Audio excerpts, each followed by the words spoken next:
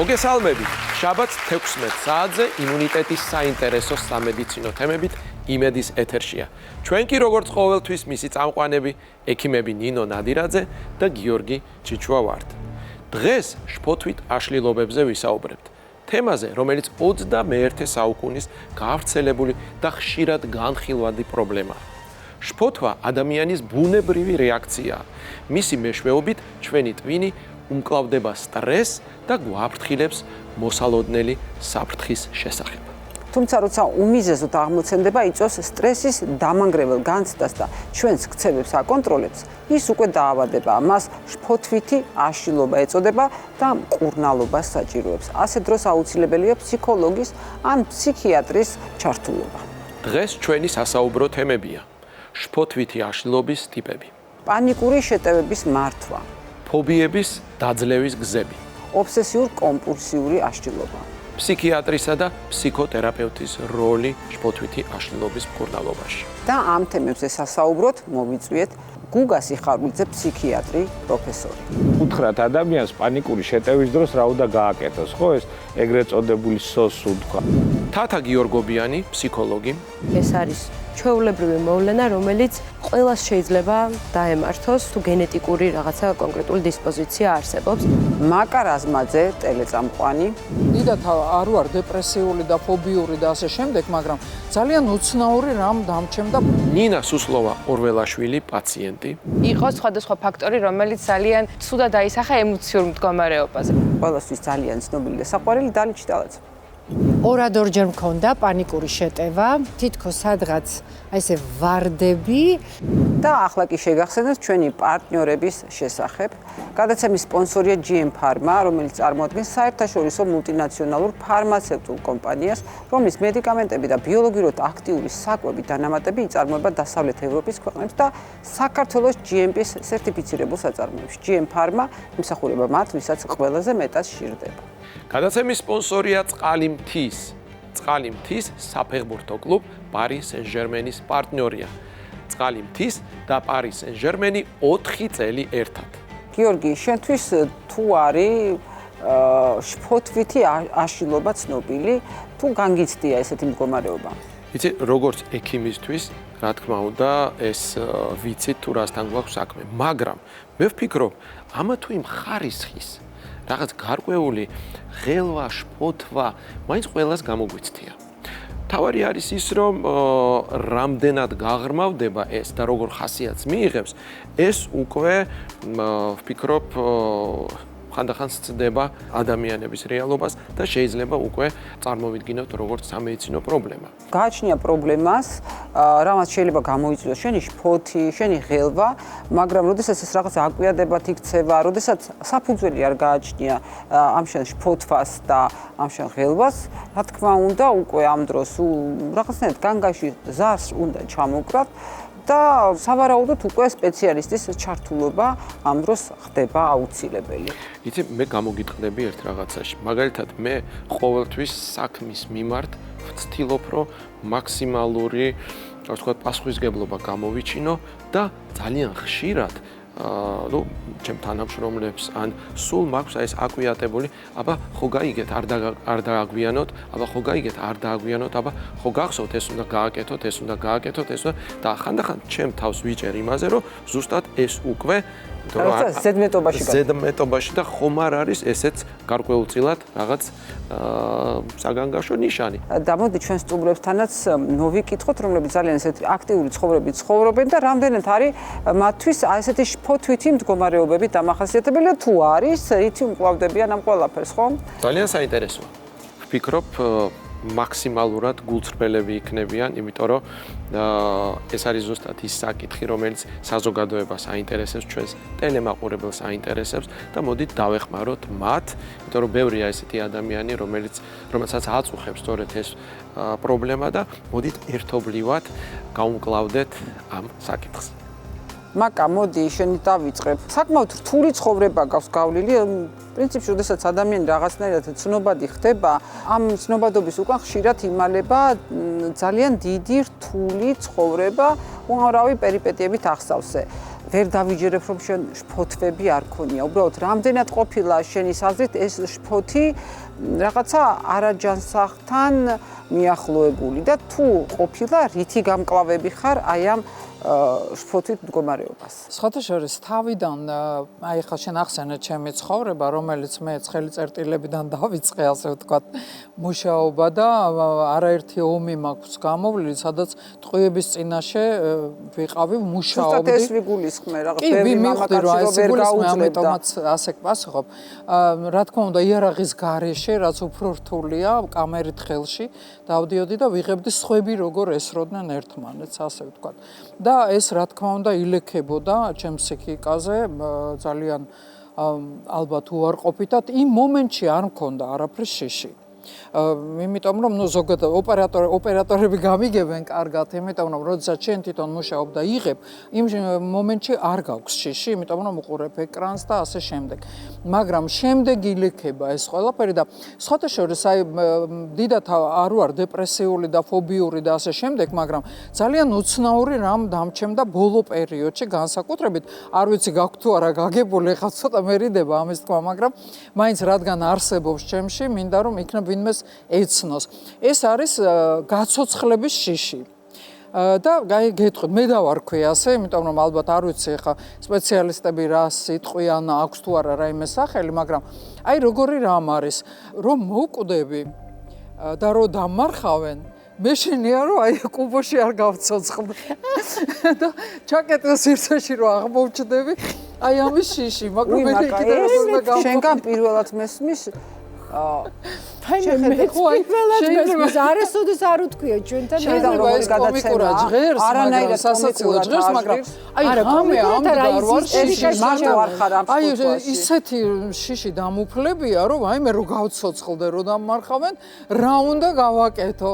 სხვათა შორის ნაწარმოები არის, თუ არ ვსწრები პირანდელოს აქვს ეს მსგავსი ნაწარმოები, როდესაც ადამიანს მარხავენ და სანთებელას აანთებს ზილში, არ ვიცი ჩააყოლებენ თუ რა არის და ხედავს რომ არის დამარხული და აი ეს გაცოცხლების შიში მაქვს მოკლედ ნუ გეცინე არა მე არ მეცინება არ ვიცი ნეტა არსებობს სხვასაც აქვს თუ არა ეს საინტერესოა ჩაკეტილი სივრცის ფობია ცოტა მაქვს თუ გინდა დამასაც გეტყვით აი აქედან გამომდინარე მე მართა ბოლო დროს ტომოგრაფიას ვიკეთებდი ერთხელ მაქვს სულ გაკეთებული ცხოვრებაში ეხლა ხანს რამდენიმე წლის წინ და მივხვდი იქ რომ მივედი მეგობრებთან ერთად მივედი კიდე კარგ მივხვდი რომ არაფრით არ შემეძლია აქ დაწოლა და ჩვენი მეგობრები გიორგი გასვიანი მისი მეუღლე მარიტა და მაგდა ბერსენაძე აი ისე დავწექი რომ ხედავდი მათ და ცეკვავდნენ და მარტოვდნენ მთელი იმ 45 წუთის განმავლობაში და ამით გადავიტანე, თორემ აი მართლა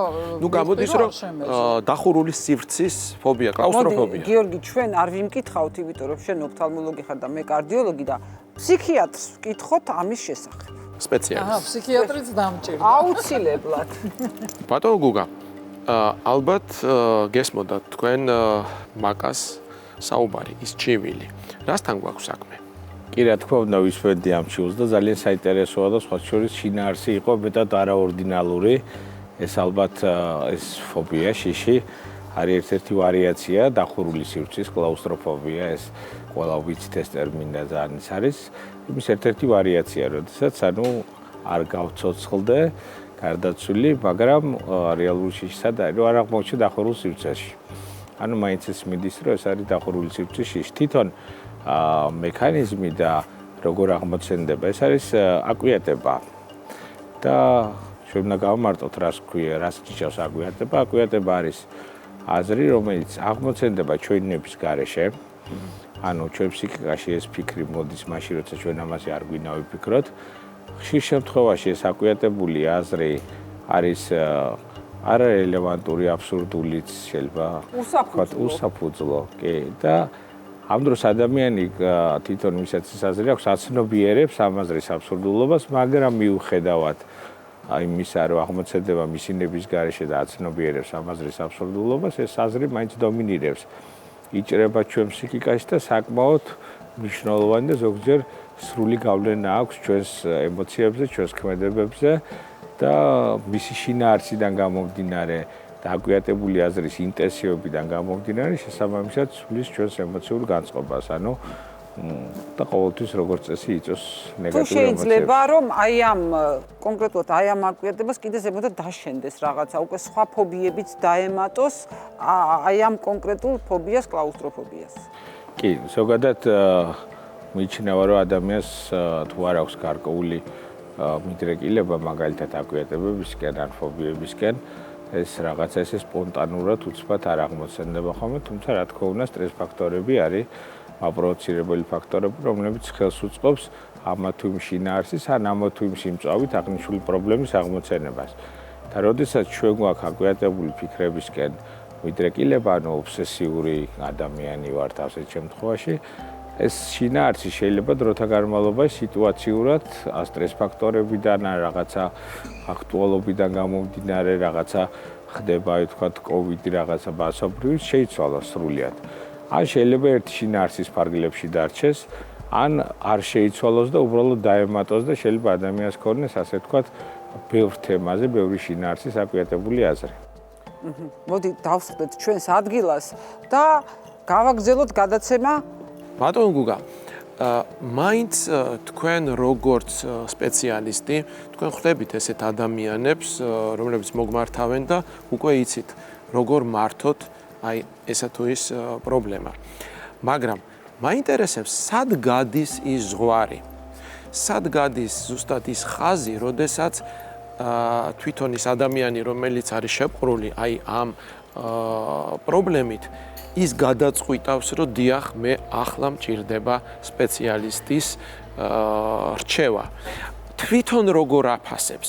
იმიტომ რომ სხვადასხვა ტიპები არსებობს, ხო ადამიანის. ვიღაცა უმკლავდება რაღაცა, ვიღაცა უფრო მგრძნობიარეა, ვიღაცა აი ზღურბლი, რასაც ქვია, აქვს უფრო მომატებული, ვიღაცას უფრო დაქვეითებული.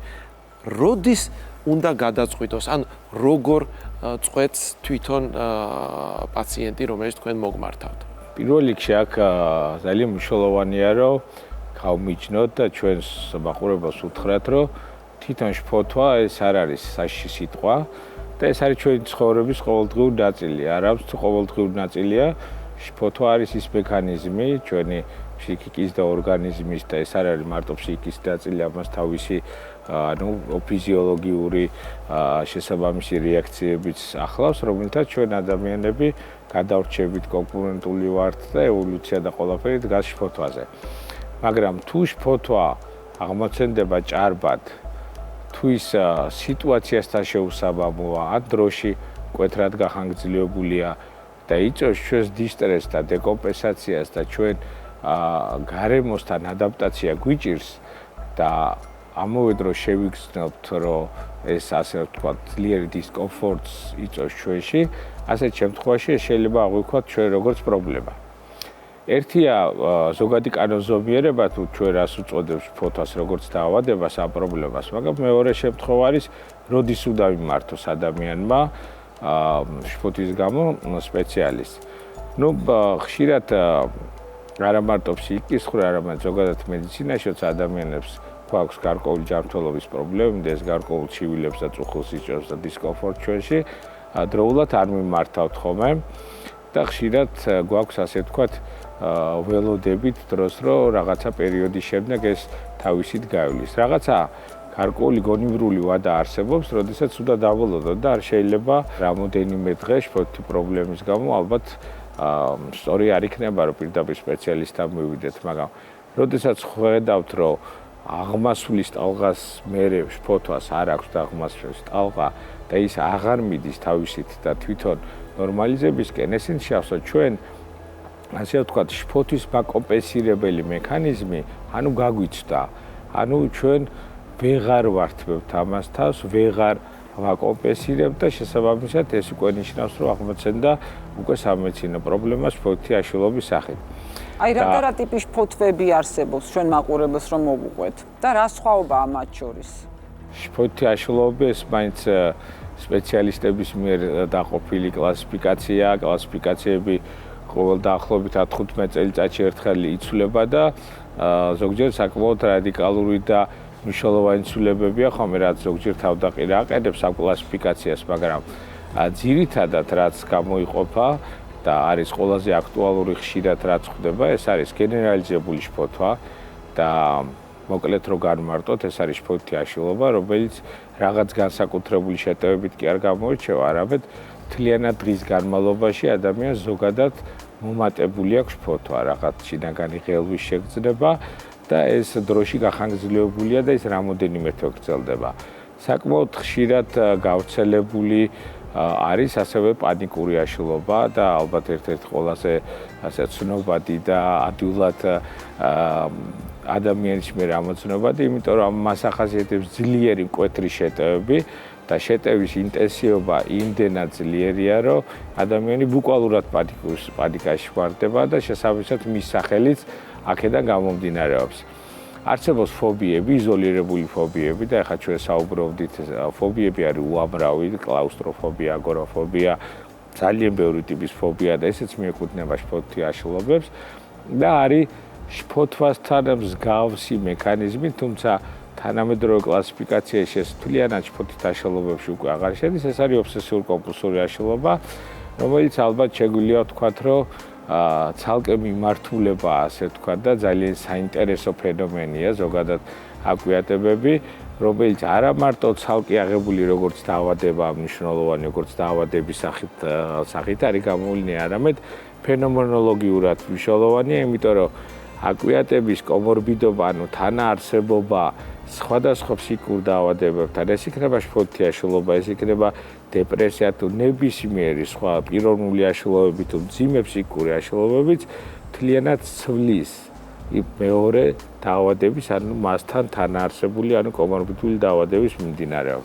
ბატონო, ჩვენ ცოტა ხანში ისევ დაგიბრუნდებით თქვენ. ახლა კითხვით გადავალ ნინა დალის ვკითხოთ. აი ამ ჩამოთვლილი შფოთვებიდან რომელიმეს თუ ქონია შენ ცხოვრებაში ადგილი. მე კი ვიცი რომ რკინის ნერვები გაქვს და ვერასოდეს შეკატყობს ადამიანის შფოთვას. დალის ბევრი წელია ვიცნობ და ურთულეს სიტუაციაშიც კი ეს ღიმილი ნათელი სულადებს სახეზე და აი ესეთი გაღიმებული, შემართებული უმკლავდება საკმაოდ რთულ პრობლემებს და ამიტომ ძალიან მეცინება ხოლმე, როდესაც კომენტარებში წერენ მაგას რა ენაღვრება და ასე შემდეგ, მე კი ვიცი ამ ღიმილის უკან ხშირად რა დგას ხოლმე. დალი შფოთვები, აი ეს ჩამოთვლილი სიმპტომატიკა თუ შეგიტყვია შენთვის? პირველ რიგში მოგესალმებით, ძალიან მიხარია რომ დღეს თქვენი სტუმარი ვარ. მიუხედავად იმისა, რაც შენ თქვი რომ მე ვარ მართლა რაღაცნაირად ვცდილობ და რაღაცნაირად ოპტიმისტურად უყურებ მთელ ჩემ ცხოვრებას და ყოველთვის ხვალინდელი დღის იმედი მაქვს და ამიტომ რაღაცნაირად უმკლავდები, მაგრამ ორჯერ მქონდა პანიკური შეტევა. ეს დამემართა პირველად ამერიკაში, რომ გადავედი საცხოვრებლად, ეთყობა ეს სტრესი, თან არ მეძინა კარგად, ყოველთვის ძალიან ცოტა მეძინა და ესეთი ფიზიკური დატვირთვა, ემოციური ყველაფერი ერთად. აი რაში გამოიხატება? ახლა რაში გამოიხატება? გავიღვიძე დღეს და მაქვს ესეთი შეგრძნება, თითქოს სადღაც აი ესე ვარდები და მე უცებ ხიზნებ, თითქოს აი ვკვდები რაღაც ესეთი ისა გაქვს, აი სადღაც მიდიხარ და მე უცებ და ეს გულის ცემა. გაცოცხლება ემართებოდა. გაცოცხლება. აი ეს რაღაცნაირი და ეს ისეთი ჩემთვის უჩვეულო მდგომარეობა იყო, რომ არ ვიცოდი რა მექნა, თან ახალი ჩასული ვარ. კი, უკვე ვერსაჩესთან მუშაობ, მაქვს დაზღლება იქაური, მაგრამ მომიხდა ისე, რომ არ ვიცოდი რა მექნა და დავრეკე სასწრაფოში. და სასწრაფო იცით იქ როგორ მოდის, პოლიცია, სირენები, ჩართული, აი რომ შემოვიდნენ, გული გამისკდა პირიქით. აი კიდე ეს პანიკა, თუ ეს რაღაცნაირი მდგომარეობა უფრო მაკანკალებს შინაგანად, ესე მგონია, რომ დენზე ვარ შეერთებული. და მეკითხებიან რომ აღწერე მდგომარეობა რა გჭირს, ხო და მე ახლა იმდენი ინგლისური ჯერ კიდე არ ვიცოდი რომ აი ზუსტად გადმომეცა ჩემი მდგომარეობა და რაღაცა სისულელები ვიმოდიელე და იფიქრეს რომ რაღაცა არ არის კარგი და სამიყო. მართლა?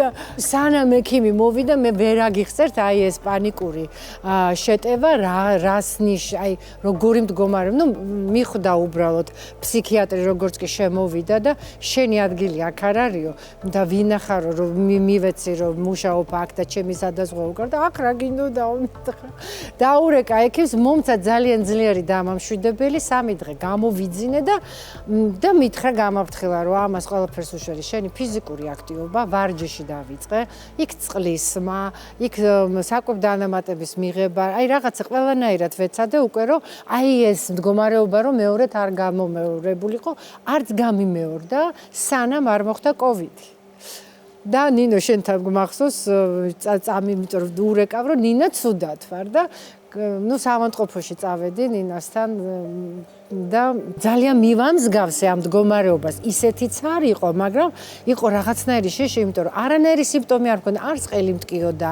არც რაღაცნაირი ამ დროს დადებითი ვიყავი ომიკრონზე მახსოვს და მე მოხდა ის რომ წნევა მიწერდა ცხოვრებაში არ ამწევია წნევა და რაღაცნაირად ეს შიში კიდე ამითი გამოიყო როგორც კი მივიღე დამამშვიდებელი იქაც და აბსოლუტურად მომეხსნა სიმპტომები და ისევ აი ეს ვირუსმა კიდე გამოიწეს შიში, იმიტომ რომ ყველას პანიკური შიში ქონდა.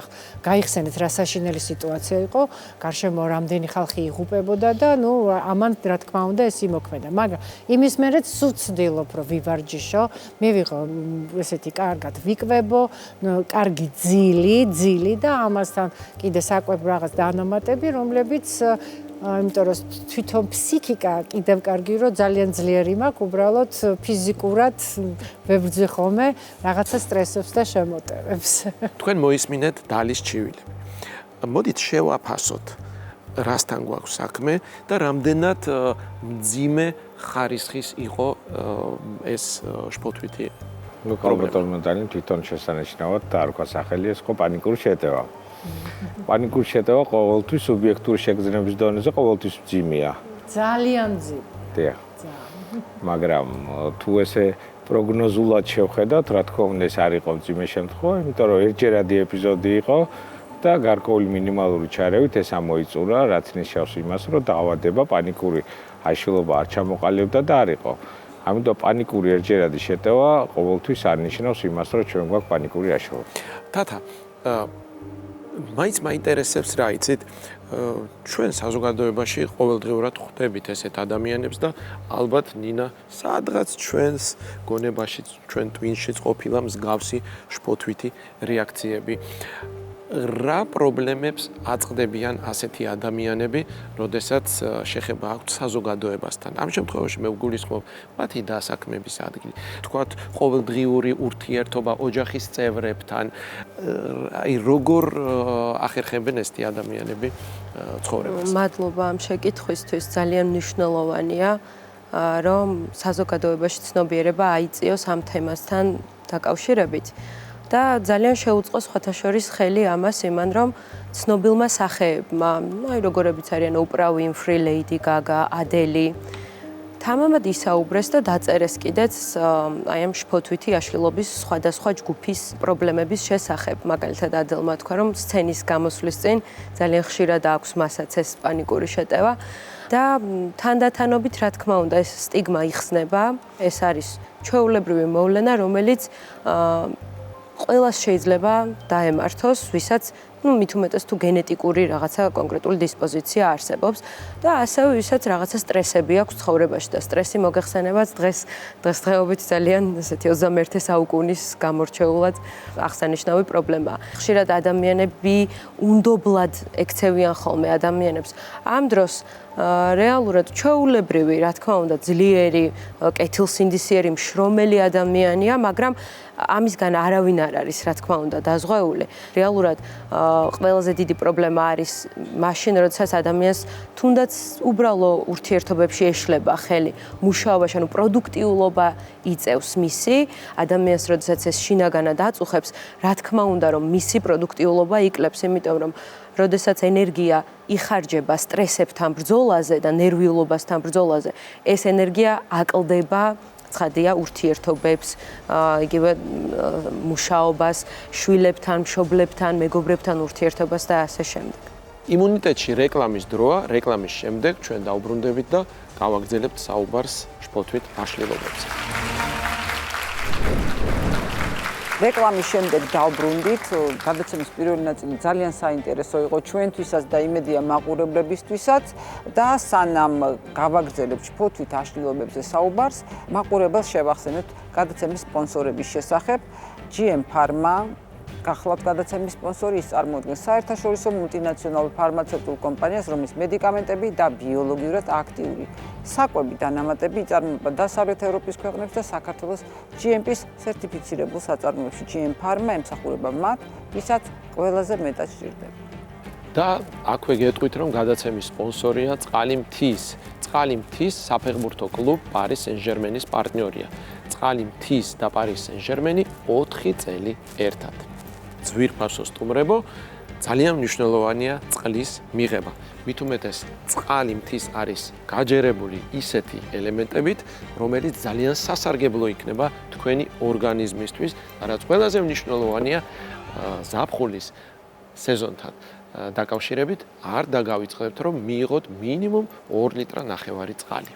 ბატონო გუგა, რამდენად არის მართებული, რომ თქო საზოგადოების მეგობრების იმედად დარჩეს ადამიანი, აი თავის ფოთვითი აშლილობის გამო აი რაღაცა პანიკური შეტევა აქვს, რომ აი მეგობრები ჩაერთონ, ხომ არ ჯობს, რომ უკვე ერთხელ, ორჯერ, სამჯერ ადამიანს რომ დაემართება პანიკური შეტევა, მაშინვე მიმართოს სპეციალისტს. პირველ რიგში რაც ალბათ ძალიან ხაზგასასმელია და დესტიგმატიზაციაში ალბათ დროს ეს არის ყველაზე მნიშვნელოვანი, რომ აუხსნათ ადამიანებს არის ის, რომ პიროვნული სიძლიერე ან სიზუსტე არანაირ კავშირში არ არის დაავადებასთან, ისევე როგორც ძლიერ და სუსტ პიროვნება შეიძლება დაემართოს კუჭის, თვალის, ყურის ან ნებისმიერი ჯანმრთელობის პრობლემა, ან ვირუსი შეეყაროს და შემდეგ ასევეა ფსიქიკური დაავადებებიც, ანუ შეიძლება ძალიან ძლიერ პიროვნულად ძლიერ ადამიანს შეიძლება დაემართოს ნებისმიერი ფსიქიკური ან დაავადება, შფოთვითი ან თუნდაც მძიმე ფსიქიკური დაავადება. ამიტომ პიროვნულ სისუსტესთან ეს არ უნდა გავავკოთ, მეტიც ვიტყვი, რომ პირიქით სიძლიერე პიროვნების გამოიხატება არა იმაში, თუ ჩვენ რა დაავადება დაგვებართ, არამედ რამდენად ჩვენ მოტივირებული ვიქნებით და გადავდგავთ ნაბიჯს, რომ ეს პრობლემა ჩვენ ჯანმრთელობის დავამარცხოთ. ამიტომ ადამიანი, რომელსაც აქვს მენტალური პრობლემა, მაგრამ იბრძვის ამ მენტალური პრობლემის მოსაგვარებლად, ზუსტად ეს არის ის პიროვნული სიძლიერე, რაც ანუ მის მესთან, პიროვნებასთან ასოცირდება. მეორე, რაც შეეხება ჩარევას, ჩარევა არის ძალიან მნიშვნელოვანი და ალბათ ამ სიტყვას ორი მხარე აქვს, რომ თქვა ახლობლების, ოჯახის წევრების, მეგობრების ჩარევა რამდენად სასარგებლო ასწორია. გაჩნია ეს ჩარევა როგორი იქნება. ჩვენ ხშირად გვესმის ისეთი ფრაზები, რომ ეს არაფერი არ არის, თავი ხელში აიყვანე. რაც არის კონტრპროდუქტიული და პირიქით, ანუ ეს ფრაზა ყოველთვის უფრო ნეგატიურად აისახება ხოლმე ადამიანის ფსიქიკურ ჯანმრთელობაში და რატომ? მოდი ავხსნათ მექანიზმი, ხო? ანუ როდესაც ადამიანი ვერ მართავს და აგერ აი ჩვენ ვისაუბრეთ, თქვა პანიკურ შეტევაზე, მისი მართვა არის შეუძლებელი. ან მის ისე აღმოცენდება, რომ ჩვენ ამას წინასწარ ვერ ვიგებ და წამის მიათედები ჭირდება, რომ დაიწყოს ეს შეტევა. ამ შეტევას არ აქვს მარტო ფსიქიკური მხარე, მას აქვს მთელი სომატური, ანუ ფიზიკური კომპონენტი. ანუ ამ დროს გამოიყოფა ძალიან ჭარბი რაოდენობით ადრენალინი, სტეროიდები და მთელი პროცესი იწყება და მთელი ეს შეგრძნებები, მოხრჩობის, გულის აჩქარების, წნევის მატების, დაბუჟდების და ასე შემდეგ უკვე ეს არა ფსიქიკით პირდაპირ გამოვლინებებია, არამედ ეს არის იმ ჩვენი ენდოკრინული სისტემის რეაქცია, რომელიც ადრენალინით და სტეროიდებით შედეგად ხდება. ანუ როდესაც ჩვენ ადამიანს ვეუბნებით, რომ თავი ხელში აიყვანე, ამას რა უნდა მეც ქონდა გადავლახე, აი მე ნახე არ მემართება შეძებეთი სტრესი მაქვს. რეალურად რას ვეუბნებით? რეალურად ვეუბნებით ადამიანს, რომ მე როდესაც მომყავს ჩემი მაგალითი, რომ მე ეს დავძლიე და შენ რომელიც ამას ვერ აკეთებ, ესე იგი მე ვარ ძლიერი და შენ ხარ სუსტი. ადამიანს როდესაც ისედაც აქვს იმ მომენტში უსუსურობის განცდა, რომ რაღაცას ვერ არეგულირებს და ჩვენ კიდევ ვეუბნებით, რომ მე შემიძლია და შენ ეს არ შეგიძლია, ანუ თვითშეფასებას და თვითწმენას ანუ რას კიდევ უფრო ვეუბნებით? ვაქვეითებთ. რას ვაკეთებთ ამ დროს? უბრალოდ რომ იყო მის გვერდით და უთხრა რომ ეხლა მე მგონი პანიკური შეტევა გაქვს და არაუშავს. გაივლის, მე შენთან ვარ. აი ეს შეიძლება იყოს ყველაზე დიდი დახმარება ამ მაგალითის გაჩნია რა ფორმით მეწოდებ. იმ დროს არის მე მაგალითად არ უყურებ თუ მე რაღაც პრობლემა მაქვს და სხვა მეტყვის რომ მე ეს დავძლიე და შენ შეგიძლია ეს რატო არის უარყოფითი პირიქით მე სტიმულს მაძლევს რომ თუ ამან დააძლია ესე იგი მე შევძლე. კი, ანუ თუ საუბარია იმაზე რომ როგორ დავძლიოთ და ვაჩვენებთ გზას როგორ დავძლიოთ, რა თქმა უნდა ეს ერთმნიშვნელოვნად პოზიტიურია. წეგან ვერ დავამთავრე და ამისთვის მინდოდა ხაზი გაგოსა. ყველაზე მნიშვნელოვანი არის რომ ადამიანს უჩვენოს სწორი გზა. ანუ ეს გზა შეიძლება იყოს ხანმოკლე, მაგალითად იმ რეალურ მომენტში გამოსავალი, მაგალითად ვასწავლოთ სუნთქვითი ვარჯიში და უთხრათ ადამიანს პანიკური შეტევის დროს რა უნდა გააკეთოს, ხო ეს ეგრეთ წოდებული სოსუნთქვა, ანუ ჩასუნთქვა 5 წამის განმავლობაში შეჩერება და მე ნელა ამოსუნთქვა, ან მაგალითად უთხრათ რომ ცივი წყალი, ანუ ძალიან კარგად ხსნის პანიკურ შეტევას და თუ ხელმისაწვდომია თქვათ და შეგვიძლია რომ სახეზე ცივი წყალი შევისხათ, ესეც გარკვეულწილად ჩვენ პანიკურ შეტევას აკუპირებს. ან თუ შეგვიძლია რამდენი რაღაცა ვასწავლეთ. დიახ, ფიზიკური აქტივობა და შეგვიძლია რომ არ ვართ ისეთ სიტუაციაში, სადაც შეგვიძლია პირბიდოთ ან რაღაც ესეც, იმიტომ რომ ეს ყველაფერი იმ ჭარბ ადრენალინს წავთ წავყანებს ექიმებს გესმით ეს და იწვევს პანიკური ამ შეგრძნებების ამ ყველაზე არასასიამოვნო ანუ შემცირებას. ნინა, მე როგორც ვიცი, შენ გაწუხებს პერიოდულად ეს პანიკური შეტევა. მოდი მაყურებელს ძალიან გულწრფელად მოუყევი ყველაფერი. თუ რა იყო ის გამომწვევი მიზეზი, ანუ ტრიგერი, როდის დაგემართა პირველად, რა შეგრძნებები გქონდა და თუნდაც რა სიხშირით გემართება ეს ყველაფერი, იმიტომ რომ შენი გზავნილი ჩვენი მაყურებლისთვის ძალიან მნიშვნელოვანია. მაწუხებ და მოდი ასე დავიწყებ, რადგან ახლა უკვე ძალიან დიდი ხნის განმავლობაში აღარ მქონია და დაიწყო როგორ ცოტა ადრე დავიწყებ. მოვყევი ძალიან სერიოზულ ავარიაში, რის შემდეგაც სადღაც წელიწადნახევარი ვერ დავდიოდი. იდეაში მაშინ როცა უკვე დაუბრუნდი ჩვეულ გარემოს, ჩვეულ ცხოვრების რიტმს და იქამდე მეგონა უბრალოდ იყო იმის ალბათობა, რომ შეიძლება ვერ გამევლო ისე როგორც დავდიოდი, მოკლედ იყო სხვადასხვა ფაქტორი, რომელიც ძალიან ცუდად დაისახა ემოციურ მდგომარეობაზე. ნერვიულობა, განცდა იმის თუ როგორ იქნება, დაუბრუნდები თუ არა ისევ იგივე მდგომარეობაში როგორშიც ვიყავი, თუმცა გამოსწორდა ყველაფერი, დაუბრუნდე ისევ ჩვეულებრივი ცხოვრების რიტმს და მაშინ როცა იდეაში არ მეგონა რომ რამე უნდა მომხდარიყო და ყველაფერი იყო ჩვეულებრივ, აი ასე უეცრად ვიყავი კინოში, მქონდა უეცარი შიშის შეგრძნება. განცდა იმის, რომ ვკარგავ კონტროლს და შიში იმის, რომ კონტროლი დავკარგე სიტუაციაზე, თაბრუსხვევა, პულსის აჩქარება, შეგრძნება იმის, რომ თითქოს ვერ ვსუნთქავ და სურვილი იმის, რომ გავიქცე აქედან. არ მინდოდა იმ მდგომარეობაში ყოფნა და მინდოდა გაქცევა. შიში იმის, რომ ვერ ხვდები რა ხდება და მგონია, რომ შეიძლება მოვკვდე, შეიძლება ყველაფერი დასრულდეს. რეალურად თავიდან დავმალე. ანუ პირველი რამდენიმე შემთხვევა დავმალე და ვფიქრობდი, რომ აი რატომ მოხდა, ხო ყველაფერი კარგად არის, ან რეალურად არანაირი პრობლემა არ არსებობს და რატომ ხდება ეს ჩემს თავს, რადგან რეალურად როგორც ასეთი მაშინ არ იყო ინფორმაცია იმის შესახებ, რომ მსგავსი რამ ესე არსებობს და გავრცელებულია და თითქოს მიზეზიც არანაირი არ არსებობდა იმის, რომ მსგავსი რამ უნდა მომხდარიყო. თუმცა რამდენიმეჯერ როცა განმეორდა მსგავსი რამ ისევ და ეს ძალიან არ ვიცი, ცუდი შეგრძნება, მაშინ როცა ვერ ხვდები რა სათხარ, რა საკეთებ, თითქოს ვერ ხედავ ვერაფერს და კარგავ კონტროლს ყველაფერზე. მივმართე ფსიქოლოგს, რომელიც დამეხმარა არა გაქცევაში პრობლემიდან, არამედ პრობლემის გააზრებაში და შემდგომ უკვე რაღაც გარკვეული ნაბიჯების გადადგმაში. საკმაოდ არ ვიტყვი რომ მალე, მაგრამ მოვახერხეთ ის, რომ ეს პრობლემა დაგვეტოვებინა წარსულში. მადლობა დიდი. ეხა ნინამ რაც მოყვა პირველი რა მინდა დავსვა კითხვა, როდესაც მოდიან პაციენტები. აი არავის ვუყვებოდი, არავის ვეუბნებოდი. რომელი ტიპის პაციენტები უფრო ჭარბობენ, თქვენთან ვინც თქვა გახსნილია, ყველას ყოფას უყვება, ნებისმიერ თავის თუ კარგ შეგრძნებას, თუ ის ადამიანები, რომლებიც უფრო მალავენ თავიანთ ემოციებს, ამაზე ხმამაღლა არ ყვებიან. მე ვიტყოდი, რომ ეს გარკვეული ეტაპიც არის. ალბათ მზაობა სჭირდება ამას, რომ უპირველეს ყოვლისა აღიარო, რომ რაღაც პრობლემა არსებობს და ეს თავისით არ გაივლის. კონკრეტულ შემთხვევებში შეიძლება რომ ამა გაიაროს თავისით თუ ეს მიბმული იყო რაღაცა სტრესულ მომენტებზე, რომელმაც გადაიარა და შესაბამისად სიმპტომატიკაც გაქრა. დიდი სირთულე არის ხოლმე, რომ ადამიანმა თვალი გაუსწოროს, რომ მას კონკრეტული მოცემულობა აქვს.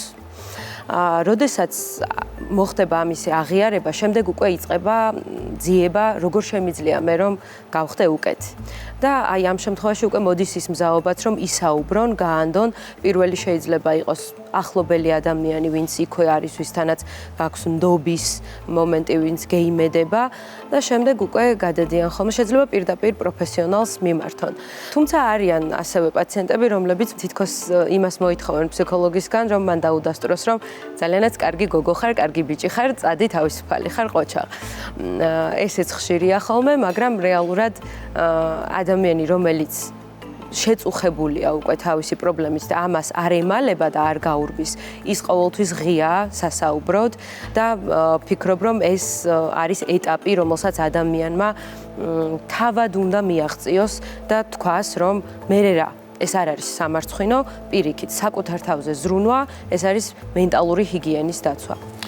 გუგა, 3 ქალბატონი, 3 განსხვავებული ფსიქოტიპი. თქვენი შეფასება, რა საერთო აქვს მათ და რა განსხვავება? ანუ სამივე შემთხვევაში ადგილი აქვს პრინციპში პანიკურ შეტევებს, უბრალოდ სრულიად სხვადასხვა ფორმით და სხვადასხვა დინამიკით იყო გამოვლენილი. და შესაბამისად სხვადასხვა რეაგირება და ჩარევა დაჭირდა ამ პრობლემას. და აი გადაწყვეტილების მიღების პროცესში ერთი არის რომ ჩვენ ვივხვდეთ რომ პრობლემა გვაქვს. მეორე არის რომ არის ის რომ ჩვენ მივიღოთ გადაწყვეტილება რომ მივიღოთ კვალიფიციური დახმარება. იმიტომ რომ ჩემთან ხშირად არის ეს შემთხვევა, როდესაც ადამიანი მეუბნება რომ იმიცით რა მე თქვენთან 1 წლის წინ გადავწყვიტე რომ მოსულიყავი და იმის შემდეგ გამიჭირდა გადაწყვეტილების მიღება.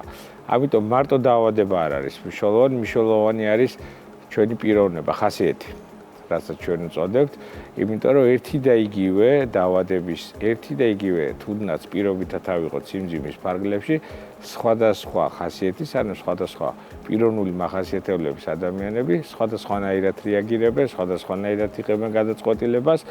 და მათი თერაპიის, როგორც მედიკამენტოზური, ასევე ფსიქოთერაპიის პროცესში მარტო დაავადებიდან არ დამოვიდეთ, თუ დამოვიდეთ ამ ადამიანის ხასიათიდან, პიროვნებიდან და კიდევ უამრავი ფაქტორი არის ჩემი აზრით გასათვალისწინებელი, რომ აი თქვენ აღნიშნეთ დიაგნოზი, როგორ მიდის ფსიქიატრი დიაგნოზამდე? რა არის ეს მარკერები, არის სპეციალური რაღაცა სიმპტომთა კომპლექსი?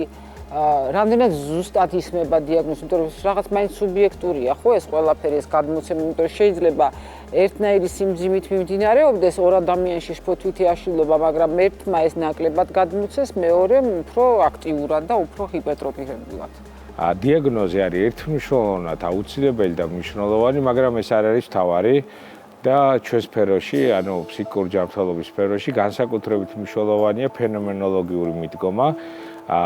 და არ შეიძლება რაღაცა ესე შაბლონურად დიაგნოზიდან ამოვიდეთ მხოლოდ კუნალობის ტაქტიკის განსაზღვრისად. ასევე მნიშვნელოვანია, ანუ თანხლები, პრობლემები, იმიტომ რომ ძალიან ხშირია, იგივე შფოთი აშლილობის დროს და წეგან ჩვენ საუბრობდით, რომ ერთი ფენომენი იყო, რომ ადამიანს პანიკით ეღვიძება და შეიძლება ამას ჩვენ პანიკური შეტევა უწოდოთ, მაგრამ მეორე ეს პანიკა რითი იყო გამოწვეული, ეს ხო აკვიატებებით, ანუ გარკვეული ობსესიური აზრებით. ამ შემთხვევაში ჩვენ უკვე ორ ფენომენთან გვაქვს საქმე. ეს არის ერთის მხრივ პანიკური შეტევა და მეორე, ანუ აკვიატება და აკვიატება როგორც სიმპტომი, ან როგორც ჩვენი ქარაქტეროლოგიური მახასიათებლები. აი, როდესაც არის ორი პრობლემის, ან ორი ფენომენის ერთობლიობა, აი ამ ორივე ფენომენს ერთდროულად თუ და უკუნალოთ ერთდროულად თუ და უნდა გავითვალისწინოთ, იმიტომ რომ ხშირ შემთხვევაში სრულიად ცვლის, ანუ როგორც მედიკამენტოზური, ისე ფსიქოთერაპიულ ტაქტიკას. აი, არ ვუმკურნალეთ, სადამდე შეიძლება ეს მივიდეს? იცით რა, ერთი რაღაც მნიშვნელოვანი არის უნდა ვთქვათ, რომ აი ჩვენ ვიცით, რომ ვთქვათ ადამიანმა რაღაც ფიზიკური დაავადება არ იმკურნალა და შეიძლება რაღაცა ხო, რაღაც კატასტროფამდე მიხვალა, აი ვთქვათ, კუქის არ უმკურნალე, წავიდა პერფორაცია, სისხლდენა და რაღაც. აი ამ შემთხვევაში რა ხდება? ჩვენ შემთხვევაში ასე არ ხდება, ანუ შფოთი აშლილობები და გუნებგანწყობის აშლილობები არასდროს არ გართულდება და არ გადაიზრდება მძიმე ფსიქიკურ აშლილობებში, როგორც არის ფსიქოზი, შიზოფრენია, ასე ვთქვათ, ერთ-ერთი დიაგნოზი გაგვიგია. და ალბათ ეს კარგია რომ ჩვენ მაყურებელს ვეუბნებით, იმიტომ რომ ძალიან ხშირად არსებობს ხოლმე შიში, ანუ გაგიჟების და განსაკუთრებული პანიკური შეტევების დროს და ეს არასდროს არ მომხდარა, არ მოხდება. შეიძლება ადამიანს ცალკე სხვა დაავადება სხვა დროს დაემართოს, მაგრამ გადაზდა და აი ამ დაავადებაში გართულება არ არსებობს. თუმცა კითხვას მაინც ძირითადად იმას დაუბრუნდეთ ჩვენ, ანუ სადამდე შეიძლება მივიდეს ფსიქიკური პრობლემა, ეს არის ზუსტად ანუ ჩვენი შრომის უნარიანობის ანუ შეზღუდვა, ჩვენი მარგი ქმედების კოეფიციენტი ყველგან ყველაფერში იკლებს. ანუ ეს არ იკლებს მარტო სამსახურში ან შრომის უნარიანობაში, რომ ჩვენ გადაღლილი ვართ, ყურადღების კონცენტრაცია ნაკლები გვაქვს და ამის ხარჯზე მეხსიერება, ან ენერგია ნაკლები გვაქვს, ან მოტივაცია ნაკლები გვაქვს. ეს ძალიან ბევრ კომპონენტში იჩენს თავს, თუნდაც ინტერპერსონალურ ურთიერთობებში, მეგობრებთან, ოჯახის წევრებთან, იმიტომ რომ როდესაც ფსიქიკური პრობლემა, ეს იქნება შფოთვა თუ დეპრესია, ხანგრძლივად რჩება ჩვენს ორგანიზმში, ასე ვთქვათ, ის მერე უკვე დამატებით სხვა პრობლემებს წარმოაჩენს, მაგალითად გამღიზიანებლობას. ანუ გამღიზიანებლობა არასდროს არ ვლინდება შფოთითი აშლილობის საწყის ეტაპზე. არამედ გამღიზიანებლობა იმატებს მოგვიანებით 1-2 წლის, 3 წლის მერე. ეს არის უკვე ის ფენომენი, რომელიც ჩვენს ინტერპერსონალურ ურთიერთობებზე აისახება. და ასე რომ ყველაზე მაგალითად სოფლიო ჯანდაცვის ორგანიზაციის მიერ არის შესწავლილი საკითხი და მიიჩნევა, რომ ინვალიდიზაციის ხარისხით, ანუ ფსიქიკური აშლილობები არის მეორე.